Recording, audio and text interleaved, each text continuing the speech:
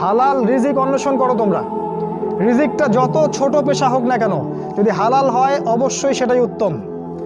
আর যত বড় পেশা হোক না কেন, যদি হারাম হয় সেটা তোমার জন্য জাহান্নামে যাওয়ার কারণ হবে। অনেক বড় পদ আছে কিন্তু সেখানে ঘুষ আছে, সুদ আছে, প্রতারণা আছে, সেখানে যাবে না। আল্লাহর ওয়াস্তে সেখান থেকে দূরে থাকো।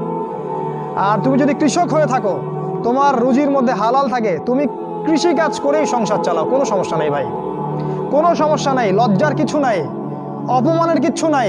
তুমি আল্লাহর কাছে প্রিয় বান্দা। আল্লাহ পাক বলেছেন, ইন্নাল্লাহা তাইয়্যিব লা ইয়াকবালু ইল্লা তাইয়্যিব। আল্লাহ পাক পবিত্র, পবিত্র রিজিক ছাড়া তিনি গ্রহণ করেন না। সারা জীবনের ইবাদত কবুল হবে না যদি আপনার রিজিকের মধ্যে হারাম থাকে। কিচ্ছু করার নাই, নবীর কথা পাল্টাতে পারবেন না।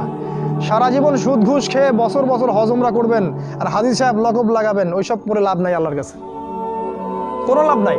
ওইরকম হজ আবু জেহেলও করতো।